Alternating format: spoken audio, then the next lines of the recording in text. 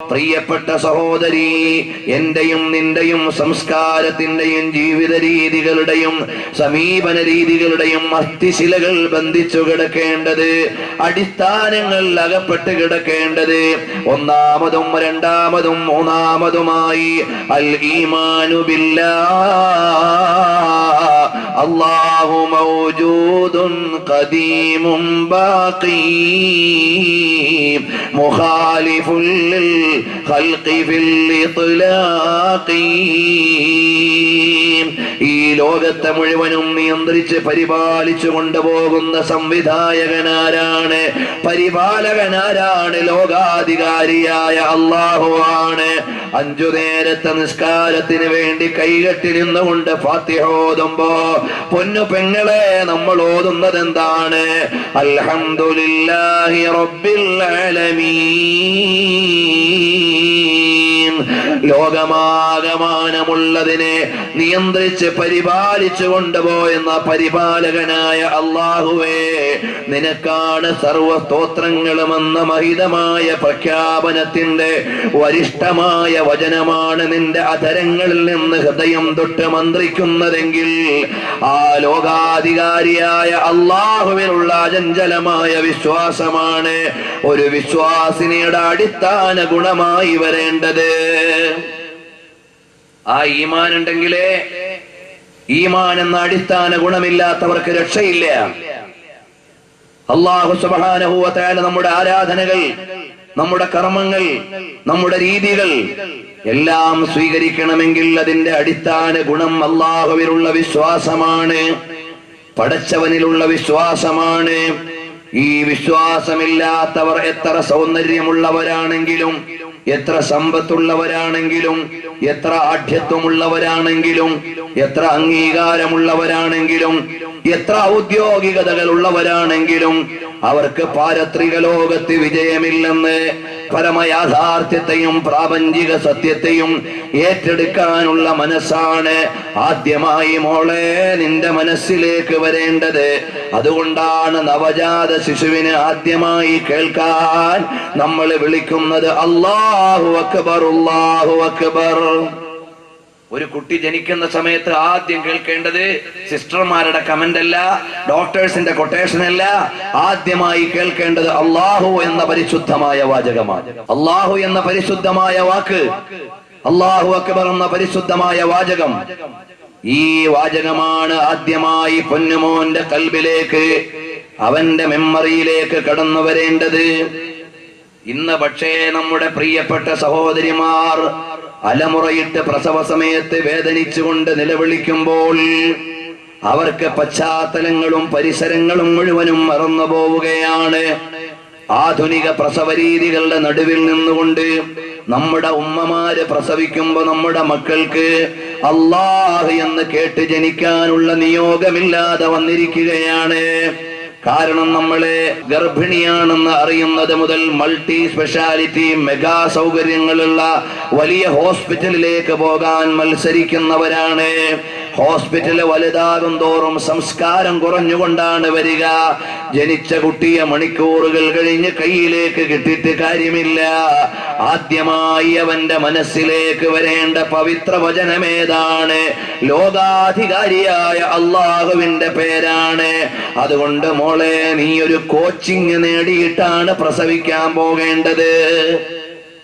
ഇന്നത്തെ കാലത്ത് മിക്ക കേസുകളും ഹോസ്പിറ്റലിലേക്ക് പോവാ. സഹോദരിമാരെ സംബന്ധിച്ചിടത്തോളം അവർക്ക് നോർമൽ പ്രസവം കിട്ടിയില്ലെങ്കിലും പ്രശ്നമില്ല എന്നിടത്തേക്ക് എത്തിയിരിക്കുകയാണ്. കൂടുതൽ ആളുകളും അങ്ങനെ റിക്വസ്റ്റ് ചെയ്യുന്നു, ഞങ്ങൾക്ക് നോർമൽ വേണ്ട, ഞങ്ങൾക്ക് സിസേറിയൻ മതി. എന്നാ നൊന്ത് പറ്റൂ എന്ന വേദനയില്ലല്ലോ. ഇതുപോലെയാണ് വരുന്നതെങ്കിൽ മാനവികതയുടെ മനതലങ്ങളിൽ മാറ്റത്തിന്റെ മണിമന്ത്രം ഒഴിഞ്ഞ മദീനയുടെ രാജാവ് പുണ്യനബി സ്വല്ലല്ലാഹു അലൈഹി വസല്ലം തങ്ങളെ പഠിപ്പിച്ചു തന്ന മനോഹരമായ നിർദ്ദേശങ്ങൾ പാലിക്കപ്പെടാതെ പോവുകയാണ്. ആദ്യമായി പൊന്നുമോന്റെ പൊന്നുമോളുടെ കൽബിലേക്ക് വരേണ്ടത് അല്ലാഹ് എന്ന വിശുദ്ധ വാക്കാണ് മോളെ. അതിന് നീ പ്രസവിക്കാൻ പോകുന്നതിന് മുമ്പ് ഒരു കോച്ചിങ് നീ സ്വീകരിച്ചിരിക്കണം. അതെന്താണ്?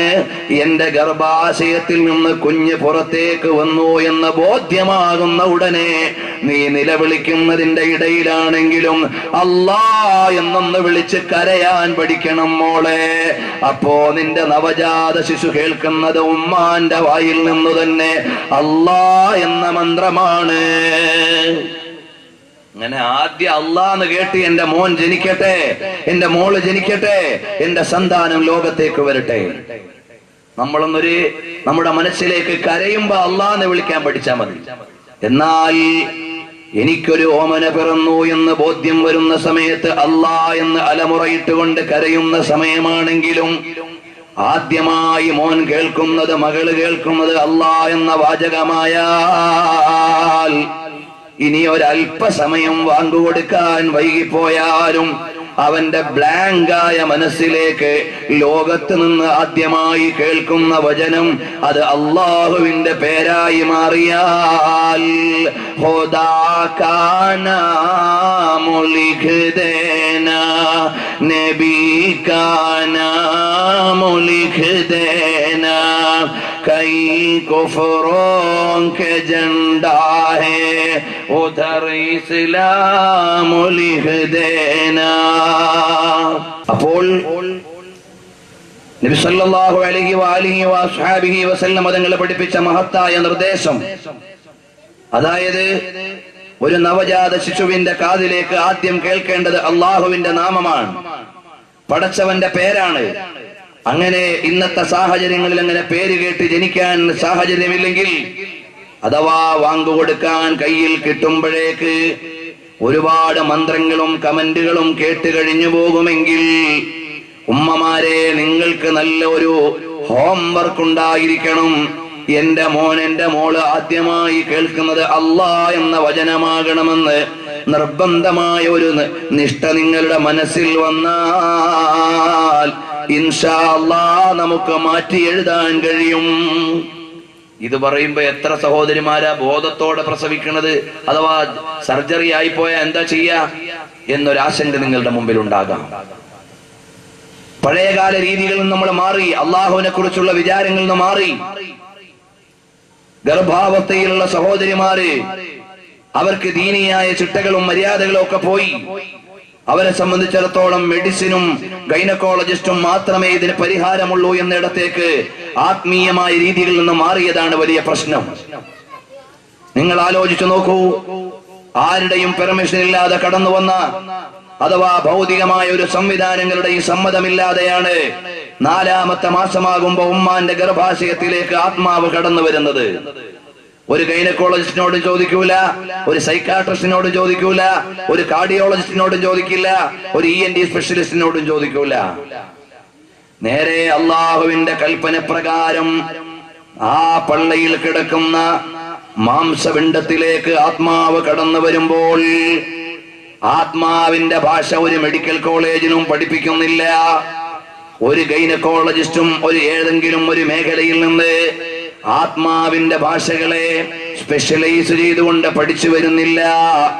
അതുകൊണ്ടൊരു പെണ്ണ് പ്രസവിക്കാൻ പ്രയാസപ്പെട്ടാൽ ഒന്നുകിൽ മിക്കവാറുമുള്ള കേസുകൾ കുട്ടി തല തിരിഞ്ഞു കിടക്കുന്നതിന്റെ പേരിൽ നോർമൽ പ്രസവം നടക്കുന്നില്ല. തല കീഴായി കിടക്കുമ്പോഴേ നോർമൽ പ്രസവം നടക്കൂ. അതുകൊണ്ട് കാല് കീഴോട്ടാക്കിയിട്ടാ കിടക്കുന്നത് കുട്ടിയെങ്കിൽ ഡോക്ടർ പറയും അല്പസമയം കൂടി വെയിറ്റ് ചെയ്യാം, അല്ലെങ്കിൽ ചിലപ്പോ കുട്ടിക്കോ അല്ലെങ്കിൽ തള്ളയ്ക്കോ പ്രശ്നമായിരിക്കും, അതുകൊണ്ട് സിസേറിയൻ നടത്തിയേ പറ്റൂ. ഇവിടെ 2 മാർഗങ്ങൾ മാത്രമാണ് സാക്ഷാൽ ഗൈനക്കോളജിസ്റ്റിന്റെ കയ്യിലുള്ളത്. ഒന്നെന്താണ്? ഗർഭാശയം തുറന്ന് കുഞ്ഞിനെ പുറത്തേക്ക് എടുക്കുക. രണ്ടാമത്തേത് പ്രസവിക്കേണ്ട സ്ഥലത്തുകൂടി ഒരു ഉപകരണം ഗർഭാശയത്തിലേക്ക് കടത്തിയിട്ട് കുട്ടിയുടെ തല പിടിക്കുക, ഇങ്ങ് വലിച്ച് പുറത്തേക്ക് എടുക്കുക. അത് കുറച്ചൊക്കെ അപകടകരമായ രീതിയാണ്. ചില ഹോസ്പിറ്റലുകളിലൊക്കെ ഞങ്ങളുടെ സ്ഥാപനത്തിൽ വരുന്നവരെല്ലാം നോർമൽ ഡെലിവറിയാണ് എന്ന് പറയാൻ ഇത്തരം മാർഗങ്ങൾ സ്വീകരിക്കുകയും കുഞ്ഞ് ബ്രെയിനിലെ അല്ലെങ്കിൽ തലയിലെ വെയിനുകൾക്ക് കേടുവന്നിട്ട് മന്ദബുദ്ധികൾ വരെ ആയിപ്പോയ റിപ്പോർട്ടുകൾ നമ്മൾ വായിച്ചിട്ടുണ്ട്. അപ്പൊ ഈ രണ്ട് മാർഗങ്ങളെ യഥാർത്ഥത്തിൽ ഒരു ഭൗതികനായ ഡോക്ടറുടെ കയ്യിലുള്ളൂ. എന്നാൽ ഈ കുട്ടിയുടെ ഉള്ളിലുള്ള ഡ്രൈവറോടെന്ന് പറയണം, കുട്ടി എന്ന് പറഞ്ഞാൽ ഒരു ബോഡിയാണ്. ഈ ബോഡിയുടെ ഉള്ളിൽ ഒരു ഡ്രൈവർ ഉണ്ട്, അതാണ് ആത്മാവ്. ആ ആത്മാവ് ടെലസ്കോപ്പിൽ തെളിയില്ല, ആ ആത്മാവ് സ്കാനറിൽ തെളിയില്ല, ആ ആത്മാവ് എക്സ്റേയിൽ വരില്ല. അങ്ങനെ ഉപകരണങ്ങളുടെ കണ്ണുകൾക്ക് കണ്ടുപിടിക്കാൻ പറ്റാത്ത ആത്മാവെന്ന നിഷ്ഠമായ സാധനം ആ ആത്മാവ് നിക്ഷേപിച്ചത് അല്ലാഹുവാണ്.